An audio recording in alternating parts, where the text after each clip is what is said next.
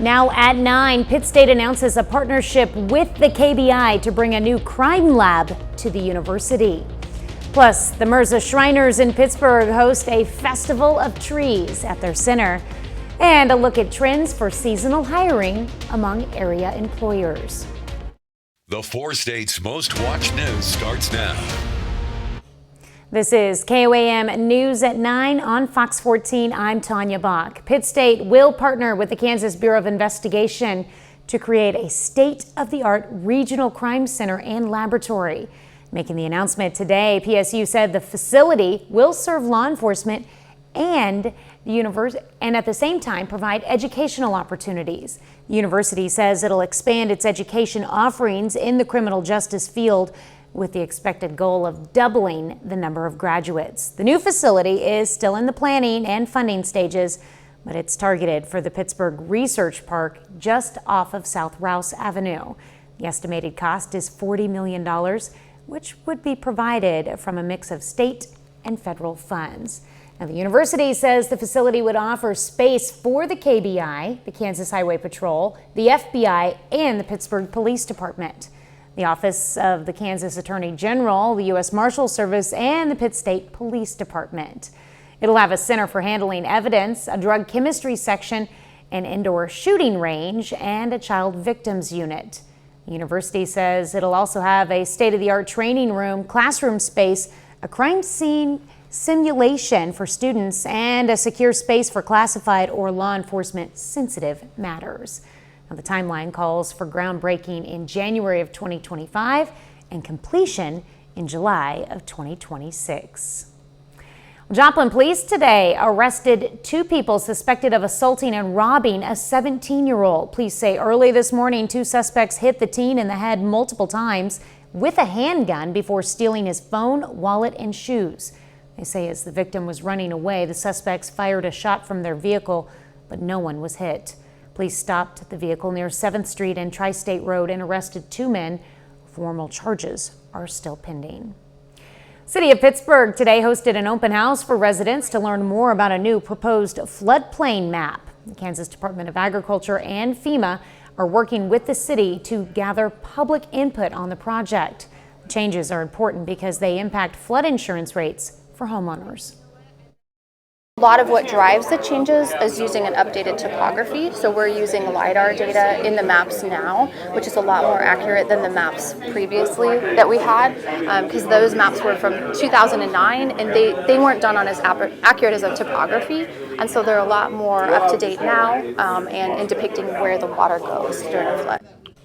The meeting took place at Fire Station Number 1 on 4th Street. Noel, Missouri turns into Noel for the holiday season. For more than 90 years, the Christmas City's post office has received tens of thousands of Christmas cards. KOAM's Fernanda Silva has more. I literally have adults come in here and say they've been doing it with their grandparents since they were little, and they're bringing in their small little kids and they're passing down the tradition. So to be a part of that, after 91 years, it's still going. I want to be here for 50 more years and watch it continue. Every holiday season, Noel's post office clerk, Patricia Cogging, is joined by dozens of volunteers to help with the 4-state Christmas tradition. Their mission, to stamp all holiday mail with a special postmark. Last year, about 50,000 letters received the unique stamp, a way to show receivers they're getting mail from the Christmas City. The holiday tradition in Noel started in 1932. The city still is the only one in the United States that carries a name that means Christmas in French. Some letters that arrive in the post office to be stamped come from the countries that actually speak the language. We've gotten from China, Japan, French, everywhere you can think of. Germany, everybody just sends them to us. The post office found a creative strategy to keep track of where the cards are coming from. We have these push pins of the continental United States, and then outside of that we'll put push pins with the name of the country or wherever they come from outside the United States, and that map's going to be filled up here by the end of December. The tradition also brings tourists to Noel. And there is so many people that will literally, instead of mail them, they want to come here. And I will go out there and take pictures of them in front of the windows so their family can have that. And then they pass it down to other people and put it on their Facebooks that they've been in the Christmas city. So yeah, it's really, really a lot of fun. Cogging also decided to incorporate her job into her Christmas traditions. Just puts people in the spirit. I mean, that's what we need. We need people to get back in the spirit of Christmas. A small town in Missouri helping people from all over the country and the world get back in the Christmas spirit. In Noel, Fernanda Silva, KOAM News.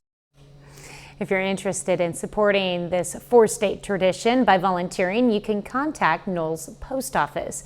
You can also learn how to get your stamps from Noel at KOAMnewsnow.com. Mirza Shriners of Pittsburgh today got into the Christmas spirit with a festival of trees. People were able to come enjoy some cookies and cocoa and enter a raffle for decorated trees and other prizes. All the money raised goes towards the Shriners' goal of helping children in need get medical care. This is just a part of it, but seeing a child in need and helping them, having a child coming up to you, we wear a fez. That's what puts us apart from other people. And when a child sees that fez, they'll come up and give you a hug. It brings a tear to your eye. And you can still enter their raffle if you'd like. Just stop by the Shriners Center in Pittsburgh between 4 and 7 p.m. tomorrow or between noon and 2 p.m. on Saturday. At 2 o'clock Saturday, they'll be drawing the winners. Fort Scott, Kansas kicks off a weekend's worth of Christmas cheer tonight. The Christmas on the Brick celebration opened earlier with a parade and continues through Sunday. And the city is offering so many events, including candlelit tours of historic Fort Scott, a Christmas tree decorating contest, carriage rides, fire pit with s'mores, and so much more. You can head over to our website at KOAMnewsnow.com for a complete list of events. Coming up, we'll have some tips to manage stress throughout the holiday season.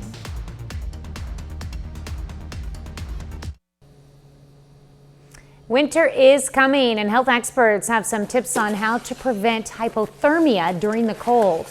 Dr. Andrew Yoakum with Cleveland Clinic says hypothermia happens when the body loses heat faster than it produces it.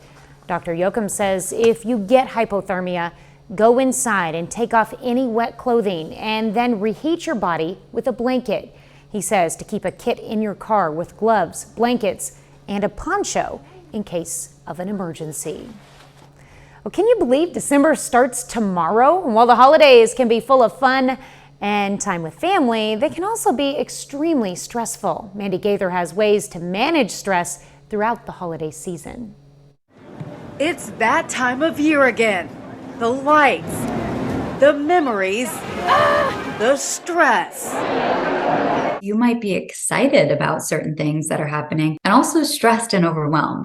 And both of those things can exist in you at the same time. Licensed therapist Jody Baumstein says to first recognize what you feel because you can do something about it. Help manage holiday stress by giving yourself permission to do things differently. We often believe that because something has been done a certain way for a long time, we can't break that tradition.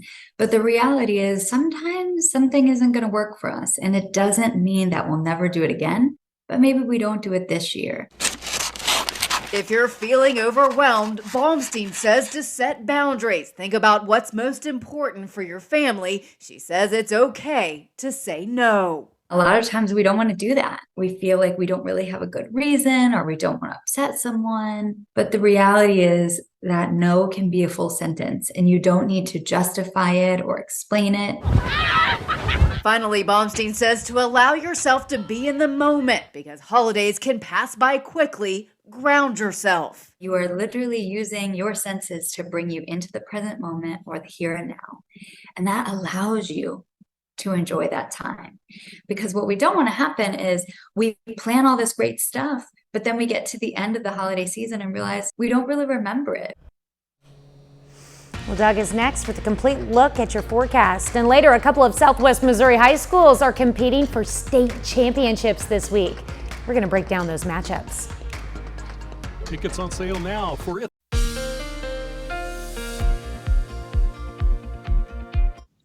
Well, of course, it's been a gloomy day for us today. I've been under the weather. That's why I've been working from home. I've had the good old strep throat. A lot of stuff going around. It's gloomy outside. It's wet outside. And you can definitely see that on our Cornell Arts and Entertainment Complex Tower Cam. So this is off about almost 7th and Joplin Street. So we are looking northeast downtown Joplin. If you are going to be on the roads tonight, be careful because they are going to be wet. Those rain chances staying high as we go through the next several hours. And then we kind of transition over to drizzle late tonight into tomorrow morning. But we've had bands of showers, even a few thunderstorms over the past several hours. And where you see the yellows and the oranges, that is the more moderate or heavier rain. And you can see a few lightning bolts, which are kind of mixed in there. So let's go in southeastern Kansas. Rain picking up Independence, Sedan, up toward Yates Center and Iola. We can go a little bit farther east. It's been pretty heavy along and east of the I-49 corridor through parts of Lawrence County, Dade County. Let's drop south. Thunderstorms just to the east of Joplin, and then another little batch from Mount Vernon, Monette to Cassville. And then look how it's blossoming in northeastern Oklahoma. So all this is heading toward us, bands of showers and thunderstorms. Now, if you look back toward Oklahoma City, you can see that little cluster just north of Oklahoma City. That is the back band. So once that pushes through, then our rain will drop off to just kind of drizzle later on tonight. Let's move forward. Let's go to midnight. Bands of showers and thunderstorms, but the heaviest rain starting to push north of the region late tonight. So here's 3 o'clock in the morning, still light showers, and then by 5:30 or 6, we switch over to drizzle across the region, and we're going to see that drizzle sticking around as we go through the morning hours tomorrow. All right, additional rainfall amounts, heaviest north of I-44, an additional ½ inch. If you live south of I-44, about 1/4 of an inch. But of course, we need the rain. We've needed the rain for about 1.5 years, so we will take what we can get. Temperatures holding steady. We're sitting right around 50, 51 degrees, and we're going to hold there over the next several hours and then eventually drop just a few degrees off into the mid-40s later on tonight. The winds are going to pick up a little bit for us tomorrow. Northwesterly winds at about 10 to 15 behind this storm system, so it's going to be a little bit on the breezy side. Let's focus our attention out toward Las Vegas, LA, Salt Lake City, another little kink in the upper level pattern. That's our next wave, which will start to affect us as we head into the weekend. All right, on your Friday, clouds stick around, periods of drizzle throughout the day. You can actually see a little snow just to our north. Clouds break up briefly tomorrow night and then thicken up again on Saturday, and here we go again. Additional bands of light showers, not as widespread as what we have been seeing today, but we will get additional bands of light showers pushing through as we go into Saturday. Temperatures don't really go anywhere tomorrow, a high of only 49, but back to 58 on Saturday. Showers back in, but if you're going to get outside at all over the weekend, the better of the 2 days is going to be Sunday, high temp of 57, rain back in late next week. All right, well, we definitely need that rain. Thanks, Doug. 168 holiday wreaths now honor the victims of the Oklahoma City bombing. The event gave families who lost loved ones the opportunity to connect with one another. Shelby Montgomery reports. One by one, families and loved ones of those who survived and those who were killed that day are putting up 168 wreaths here at the National Memorial. I spoke to 2 strangers who have now become friends. And how'd you get here? 2 strangers. I'm a survivor. 2 stories. Yeah, my wife is, and I'm on the board. 2 different perspectives. Okay. Yeah, she was on the 4th floor. Where were you? First floor. First Social floor. Security. Okay. Nearly 28 years after the bombing, Pat Hall and Janet Beck swapped memories from a day they will never forget. My wife got buried a little bit, and a retired Oklahoma City homicide detective was one of her investigators and pulled her out. 2 strangers partnered up. What a team. Hey. We're done. One down. Taking a moment to pay respect to the ones who didn't make it out. I think people that, the survivor, the family member, we can tell you everything about that morning. We can tell you what it was. I can tell you what it was like when I finally found out my wife was alive. It was just. But the time between. It was the time between. And the time between then and now. It's pretty good. Has turned these 2 into friends. Janet's doing all the work. I'm a holder. A shared moment from the past, creating a joyful moment in the present. This is a real common bond. Connections that'll last a lifetime. Well, coming up, new tech for scammers. Experts are sounding the alarm as more scammers are using AI technology to steal more of your money through text messages and robocalls. I'm Eben Brown in Miami. I'll have that story straight ahead. Robocalls and text were annoying before, but now with the use of AI, scammers are fleecing Americans in increasingly sophisticated ways, leading to the creation of a multi-billion-dollar mitigation market. Fox's Eben Brown has more in this edition of our Fox on Tech series.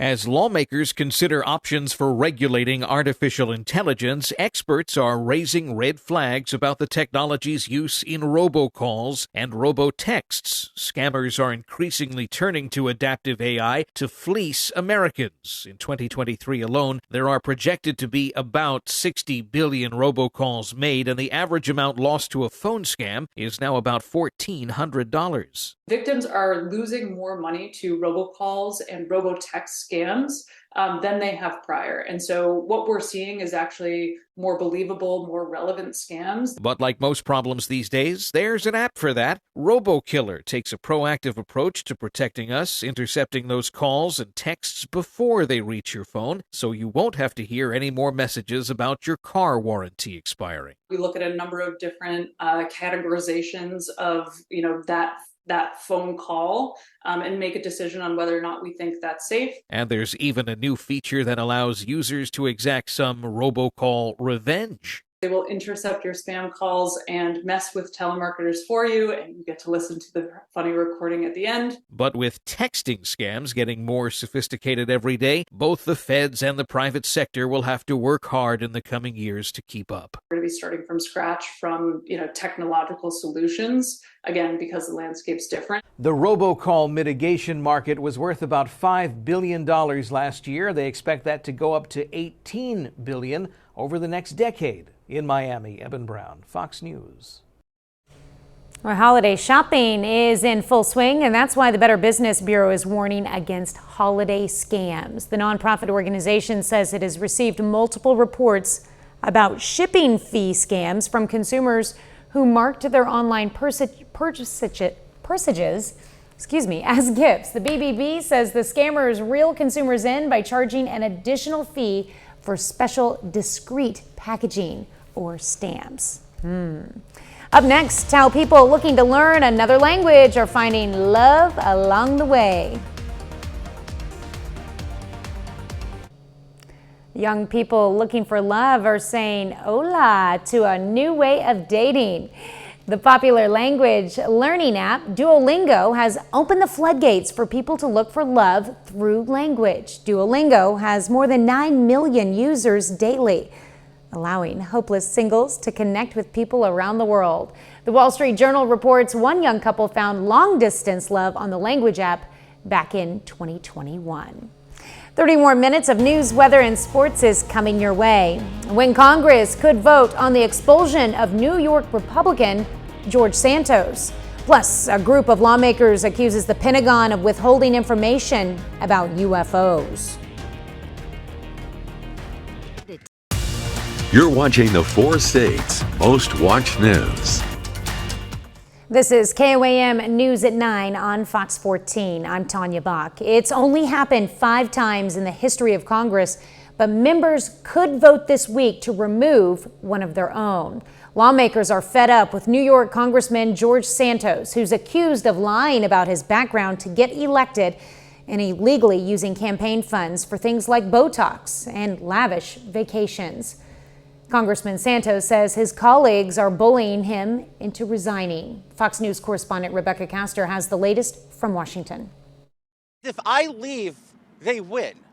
If I leave, the bullies take place. This is bullying. GOP Congressman George Santos insists he will not resign, even as more of his colleagues say they will vote against him. I think it's kind of clear what was done will be proven to be illegal. I think George Santos is toast.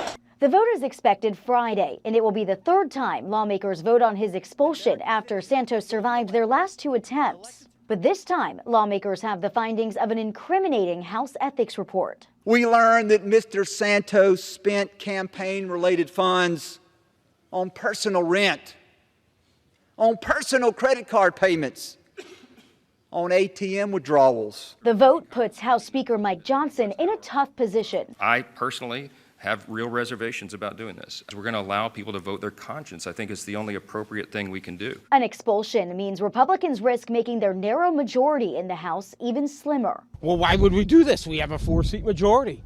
You're reducing our majority by 25%.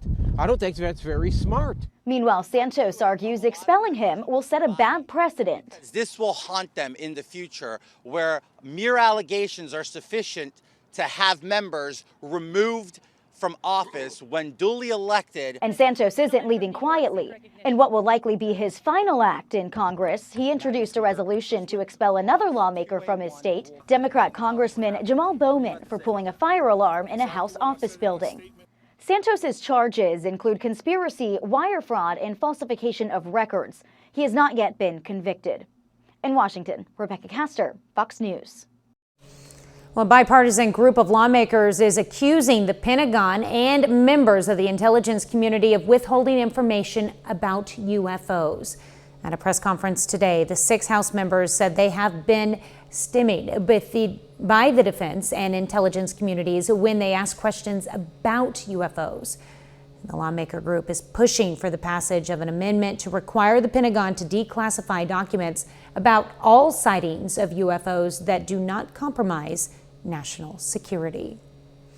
Hamas releases another group of Israeli hostages hours after a temporary ceasefire was extended. Secretary of State Antony Blinken was in Tel Aviv to renew the United States' support for Israel. Fox News senior foreign affairs correspondent Greg Palcott has more. More Israeli hostages are returning home in exchange for Palestinian prisoners. It comes after a last-minute deal by Israel and Hamas to extend their temporary ceasefire for a 7th day. 21-year-old Mia Shem and 40-year-old Amit Susanna are among those being released on Thursday. Now, Egyptian and Qatari mediators are reportedly working to extend the truce for 2 more days. Israeli officials saying this about negotiations. But once Hamas stops releasing more hostages, we will stop the pause. We will resume the fighting. Secretary of State Antony Blinken renewed support for the temporary ceasefire while in Tel Aviv on Thursday. He says the U.S. remains focused on supporting Israel while also helping innocent people in Gaza. Sustaining and increasing the flow of humanitarian aid, in particular fuel, restocking stores with commercial goods. These are vital to the lives and livelihoods and well-being of men, women, and children. Meanwhile, at least 3 people are dead and several more injured after a Hamas terror attack at a Jerusalem bus stop. Police say 2 Palestinian gunmen opened fire. They were killed shortly after by off-duty soldiers and a civilian nearby. Israeli Prime Minister Benjamin Netanyahu once again promising to eliminate Hamas. We will continue this war until we achieve the 3 goals: to release all our abductees, to eliminate Hamas completely, and to ensure that Gaza will never again face such a threat. Israel says there are more than 100 hostages remaining in Gaza.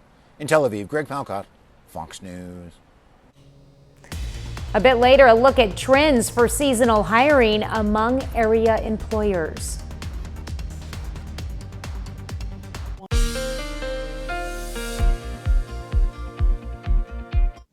Well, of course, it's been a gloomy day for us today. I've been under the weather. That's why I've been working from home. I've had the good old strep throat. A lot of stuff going around. It's gloomy outside. It's wet outside. And you can definitely see that on our Cornell Arts and Entertainment Complex tower cam. So this is off about almost 7th and Joplin Street. So we are looking northeast downtown Joplin. If you are going to be on the roads tonight, be careful because they are going to be wet. Those rain chances staying high as we go through the next several hours. And then we kind of transition over to drizzle late tonight into tomorrow morning. But we've had bands of showers, even a few thunderstorms over the past several hours. And where you see the yellows and the oranges, that is the more moderate or heavier rain, and you can see a few lightning bolts, which are kind of mixed in there. So let's go in southeastern Kansas. Rain picking up Independence, Sedan, up toward Yates Center and Iola. We can go a little bit farther east. It's been pretty heavy along and east of the I-49 corridor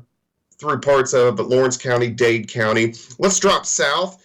Thunderstorms just to the east of Joplin, and then another little batch from Mount Vernon, Monette to Cassville. And then look how it's blossoming in northeastern Oklahoma. So all this is heading toward us, bands of showers and thunderstorms. Now, if you look back toward Oklahoma City, you can see that little cluster just north of Oklahoma City. That is the back band. So once that pushes through, then our rain will drop off to just kind of drizzle later on tonight. Let's move forward. Let's go to midnight. Bands of showers and thunderstorms, but the heaviest rain starting to push north of the region late tonight. So here's 3 o'clock in the morning, still light showers, and then by 5:30 or 6, we switch over to drizzle across the region, and we're going to see that drizzle sticking around as we go through the morning hours tomorrow. All right, additional rainfall amounts, heaviest north of I-44, an additional ½ inch. If you live south of I-44, about 1/4 of an inch. But of course, we need the rain. We've needed the rain for about 1.5 years, so we will take what we can get. Temperatures holding steady. We're sitting right around 50, 51 degrees, and we're going to hold there over the next several hours and then eventually drop just a few degrees off into the mid-40s later on tonight. The winds are going to pick up a little bit for us tomorrow. Northwesterly winds at about 10 to 15 behind this storm system, so it's going to be a little bit on the breezy side. Let's focus our attention out toward Las Vegas, LA, Salt Lake City, another little kink in the upper level pattern. That's our next wave, which will start to affect us as we head into the weekend. All right, on your Friday, clouds stick around, periods of drizzle throughout the day. You can actually see a little snow just to our north. Clouds break up briefly tomorrow night and then thicken up again on Saturday, and here we go again. Additional bands of light showers, not as widespread as what we have been seeing today, but we will get additional bands of light showers pushing through as we go into Saturday. Temperatures don't really go anywhere tomorrow, a high of only 49, but back to 58 on Saturday. Showers back in, but if you're going to get outside at all over the weekend, the better of the 2 days is going to be Sunday, high temp of 57, rain back in late next week. Well, coming up in sports, Lamar football previews its state championship game on Saturday. Plus highlights between Carl Junction and Springdale girls basketball. John Dales has those stories and more up next.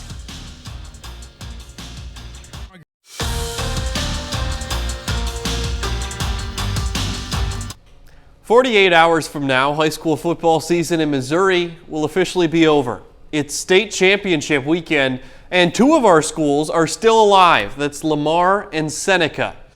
Now the Tigers play in the Class 2 state championship on Saturday afternoon in Columbia. Today, Lamar deals with some inclement weather that pushes its regularly scheduled practice at its practice field instead over to Carthage High School's indoor facility. The Tigers have been here before, but aren't taking this moment lightly. It's a big deal every time you get to do it, and I know that we've kind of been a little bit spoiled and very blessed to get multiple opportunities for that, but it's special each and every time. We don't take this for granted. Every time that we get to have this opportunity, we're trying to make the most of it, and we're trying to soak it all in for these seniors, for these players, and for our community. This team has had more problems during the season, and we're just trying to improve upon that and try to build as a stronger team here at the end. Meanwhile, Seneca plays for a state championship as well. That game tomorrow morning, 11 a.m. The Indians take their undefeated record on the line to Columbia, where they will face Central, who's 10-3. Our sports reporter Brock Baldridge will be in Columbia with full coverage, and we'll have the highlights from the game right here on KOAM tomorrow evening. Over to the CJ Classic Girls Basketball Tournament. Tonight, the championship round, featuring Bulldog versus Bulldog battle in the title game. First place game in the CJ Classic, Springdale against Carl Junction, who's without Kylie Scott. We did not get an explanation from CJ as to why that is, but the Lady Bulldogs sorely missed her. In the first quarter, Springdale gets a steal and is off to the races. Jakayla Bunch finishes through contact and they would score the first 16 points of the game. CJ trying to mount a comeback. First points of the night for them comes here from Madeline Huffman with 3 minutes left in the first. That bucket trims the deficit to 14. Carl Junction just never got comfortable tonight, though. Carolinda Hudson hits a baseline jumper in the second quarter. This stretches the lead to 27. And right before the half, Bunch again getting the steal, going coast to coast, gets the bucket and the foul once again. Long night for Carl Junction. Springdale wins the CJ Classic final score 52-14. Webb City girls basketball tonight playing against the Bentonville Tigers in Carthage's Lady Tiger shootout. First quarter, Kira Long passes to Mia Robbins and she sinks it for 3. Webb looking to start fast, but Bentonville starting faster. Cambry Phillips gets the pass and she knocks it down a 3.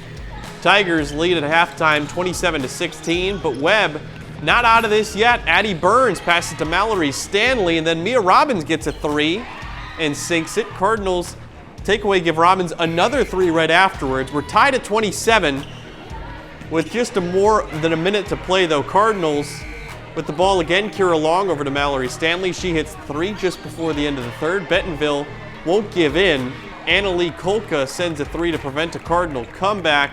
Bentonville defeats Webb City 55-47 to play El Dorado Springs. Webb City falls and will play Sunrise Christian tomorrow. Over to college basketball. It's the first night of MIAA play for Pitt State. Men's and women's hoops, each of them playing at Missouri Western. Starting with the men, they lose 85-75, despite Max Alexander scoring a game-high 31 points. However, Pitt State women's hoops gets the win on the road. The Gorillas take it by a final score of 65-56. Sydney Holmes leads all scorers with 17 points. She adds 10 rebounds to that total as well. PSU women's basketball off to a 6-0 start to the year. Missouri Southern begins conference play against Northwest Missouri. The Lions men's team falls 78-74. Vincent Sigmund Jr. with a strong outing, 24 points for him, only missing 4 of his 13 shot attempts. Southern women's hoops comes up short as well, 69-59 the final score. Brandy Hudson scores 24 points, not enough to get the win though. Lions and Gorillas swap opponents. Southern plays Missouri Western on Saturday, while PSU faces Northwest. Back to those high school football championships. Pretty exciting. Lamar and Seneca each with a chance to take home a state title. I know, that's pretty awesome. And it's too bad that the 2 high school girls games, they lost, but I mean, CJ, they made it to the championship. Yeah. That's Still something to early think in the about. year, too. That's right. All right, and we'll be back with more news after this. Area unemployment is low, and even though some may be seeking secondary income during the holidays, there's still high demand for workers. KOAM's Anthony Saviello has more. During the holidays, there may be some seeking additional income. However, according to Leanne Karras of Southeast Kansas Works, those employment seekers actually drop off. Amazingly, our walk-in traffic drops and our phone traffic drops about 50% between Thanksgiving and New Year's, and then after the first of the year, it'll go back and pick up. Reason being, when people are unemployed and it's Christmas time, they're dealing with kids in school, they're able to stay home, and then after the first of the year, get back into the workforce and start fresh. But that new year seems to kickstart something for those seeking employment help. Oftentimes, job seekers are coming in to see if they can find that better job, so they're career changers looking for something new, but they're also looking for something that maybe is part-time, something that they can dig into that meets their other scheduling needs. And so it's just a very different time, and so you see these higher wage jobs, but it's actually not enough. People still need a secondary job to make it. More than just changing a career, job seekers may just need a little extra help climbing the corporate ladder. A lot of times traditionally we'll see people that come in that want training to upskill from their current position, or somebody that's been in a job for a while that has different skills now and they want to upskill, so they'll come back as a repeat customer to see if we have something to help them upskill into a new role. So, whether you're looking for a second job to add on to your income or just looking for a fresh start, the holiday season may be the perfect excuse.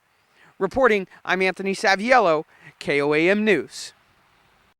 And you can get employment assistance from Southeast Kansas Works. Their offices are at 216 North Broadway in Pittsburgh. Well, coming up, how an Arizona home is going all out for Christmas and for charity. A house in Mesa, Arizona is covered head to toe, inside and out with Christmas decorations. And it's all for charity. Fox's Desiree Fluen spoke with the women behind it.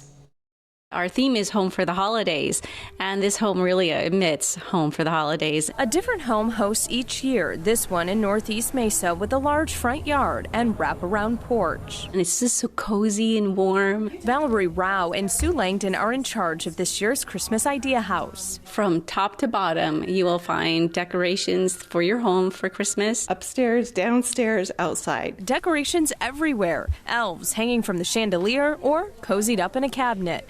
It's the 65th year of the Christmas Idea House hosted by the Desert Club of Mesa. 100% of the proceeds go to scholarships for needy kids, and we also support women and children. Maybe you take Santa home with you, or the Nutcracker. Everything is available for purchase, and we have a whole room full of raffle items. It takes countless hours and volunteers to decorate the home. It's a lot of work. We've been working all year long. Thursday, with the purchase of a ticket online, guests will enjoy a gala. Friday morning, brunch at 9 and 10:30, then public viewing Friday night and Saturday. It's amazing to see it all come together. My question is, how does that one person live in that house? That's our time for tonight. Thanks for joining us. We're going to leave you with video of the Fort Scott Christmas Parade this evening. Have a great night and an even better tomorrow.